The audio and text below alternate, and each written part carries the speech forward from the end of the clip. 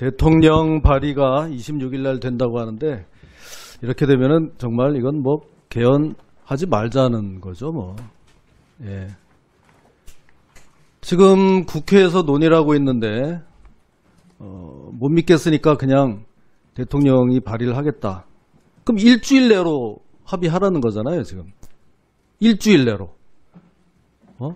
우리 지금 30년 만에 개헌하는 거를 오늘로부터 일주일 뒤에 대통령이 발의하니까 그 안에 합의하면은 뭐 안 할 수도 있다?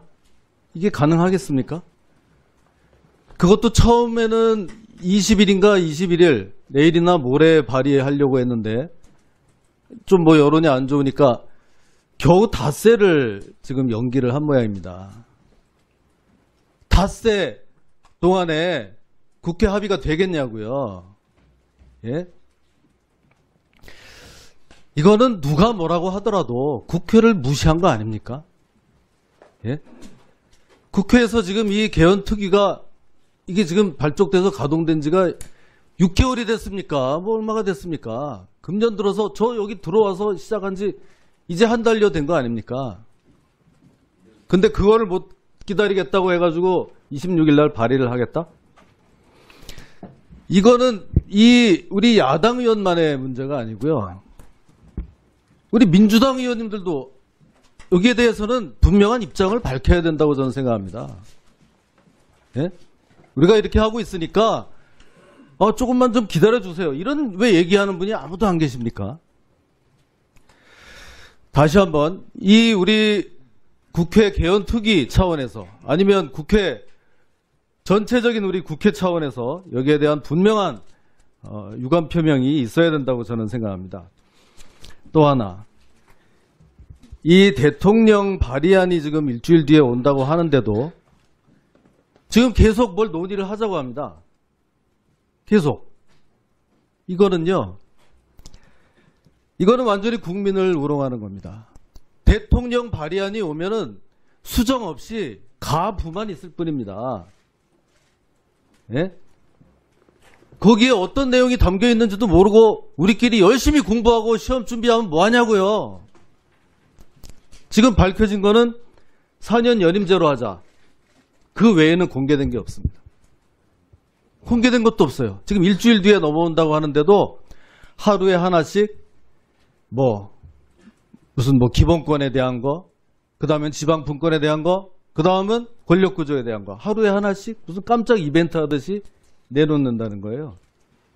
이거는 국민을 상대로 하나씩 던져주고 숙제 내주고 공부하라는 겁니까? 무슨 시험을 치라는 겁니까? 이거는 정말 아니잖아요. 대통령 그 발의안이 어떤 모습으로 드러날 때까지는 지금 일주일밖에 안 남았는데 오히려 이 논의는 의미가 없습니다. 개헌특위 일주일 동안은 중단해야 됩니다. 어떤 내용이 담겨 있을지 그걸 보고 가서 입장을 표명하면 되는 거예요. 자, 이런 식으로 개헌이라는 게 그냥 정부 여당만 가지고 될 수 있는 게 아니잖아요. 그런데도 이렇게 일방통행식으로 밀어붙이면 이게 정말 이러니까 이게 할 생각이 있느냐 없느냐 하는 얘기를 하는 겁니다. 잘 다독거려 가면서 해도 이게 지금 될까 말까 한데 너네들 4년 연임제 싫으면 관둬. 우린 그냥 가는 거야. 일방통행.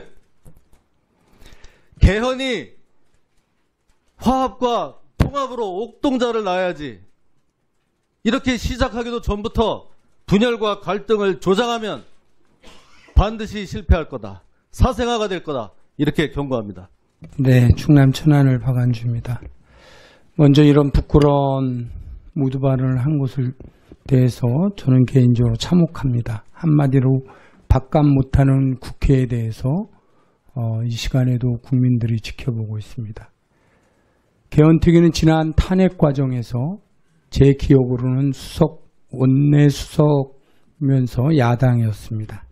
2016년 12월 31일 날 합의하고 2017년 1월 1일자로 개헌특위 가동을 위해서 여야가 그 와중에도 출범시킨 특위입니다. 그만큼 개헌의 필요성에 대해서 동의했기 때문에 시작이 됐습니다.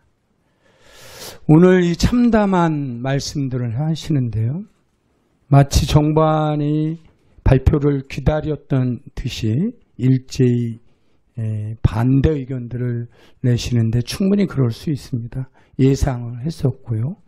지난 1년 동안 24번에 걸친 개헌특위의 노력, 자문위원 이런 부분을 100번 양보하고 새로 2기에서 구성했다고 할지라도 지난 2개월 동안 우리 개헌특위는 개헌을 위한 기본적인 노력을 했는지 아니면 개헌 저지 특위였는지 되돌아봐야 될 것입니다. 이미 수차례 3번에 걸쳐서 정부안에 대해서 발표하겠다는 약속을 대통령께서 했습니다. 예상했던 일입니다. 마치 오늘 처음 발표하는 듯이 국민들한테 그렇게 대통령 발의가 불법 내지는 부당하다 이렇게 주장하는 것은 심히 유감스럽습니다. 이미 국민들은 아직도 70% 이상 개헌의 필요성을 이야기하고 있습니다. 이거는 국회의원 특권이 아닙니다. 그런 민의를 받아들이는 것이 국회의원이 밥값을 하는 것이라고 본 의원은 생각합니다. 야당이 지적하는 대통령 발의권에 대해서 야당 압박용이다. 이렇게 주장하시는데 이거는 국회에 대해서 야당뿐만 아니라 국회에서 책무를 다하지 않음에 대해서 먼저 반성해야 될 일일 것이라고 생각합니다. 대통령, 즉 정부 발의권은 헌법에 보장된 내용입니다. 지난 9번 개헌 중에 대부분이 국회 발의는 한두 번에 그쳤을 겁니다. 이런 상황에서 대통령 발의를 마치 부당한 행위처럼 선동하는 것은 이제 부끄러운 일이라고 생각합니다. 그거에 대해서 동의할 수 없습니다. 이제 앞으로 국회 개헌 발의를 26일 날 하게 나면 우리가 국회에서 선택하는 길은 딱 2가지라고 생각합니다. 하나는 개헌 저지를 위해서 대통령 즉 정부안의 문제점 내지는 부족함들을 지적하는 정치적 수사를 난무하게 하는 그런 행위 이런 길을 걷고 끝내 국회에서는 단일화를 만들 수 없는 상황이 갈 수 있는 길이 있고 지금 시간이 없다라고 하지만 우리에게는 다 아시다시피 기간을 단축해서 국회 논의 기간을 단축을 60일을 줄이는 기간을 하면 약 4월 30일까지 국회 합의안을 만들 수 있는 물리적 시간이 있습니다. 이 부분에서 야당에서 우려했듯이 청와대 정부안이 가이드라인이 될지 이제 논의를 시작을 해서 함께 합의할 수 있는 부분에 대해서 논의를 즉각 시작해야 될 것입니다. 그리고 그 기한은 또 무한정이 아니고 고무줄처럼 10월에 하자. 6월 안에 하자. 6월 13일은 안 된다. 다 있을 수 있습니다. 안에 대해서 존경하는 우리 야당 의원님이 좀 전에 말씀하신 것처럼 얼마든지 필요하다면 4월 말까지 국민안을 만들 수 있을 것이다. 저는 충분하다라고 생각합니다.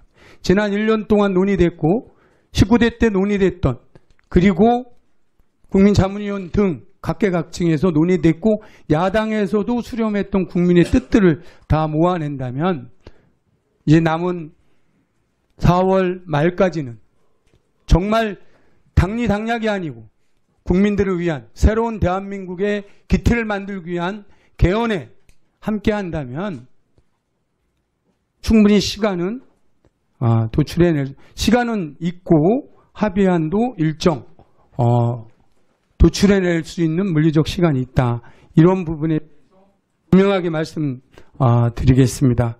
그리고 이제 오늘 특위와 26일 이후에 우리의 선택은 국민들한테 우리 후손들한테 부끄럽지 않은 그런 선택이 됐으면 좋겠습니다. 마지막으로 우리 야당에서도 이번 주 안에 야당 개헌안을 만드신다고 하니 그 안들을 지켜보고 여야 간사들이 그 내용에 대해서 공통분모가 뭔지 그런 부분에 대해서 합의할 수 있는 부분 논의를 시작할 것을 위원장님께 다시 한번 촉구드리겠습니다.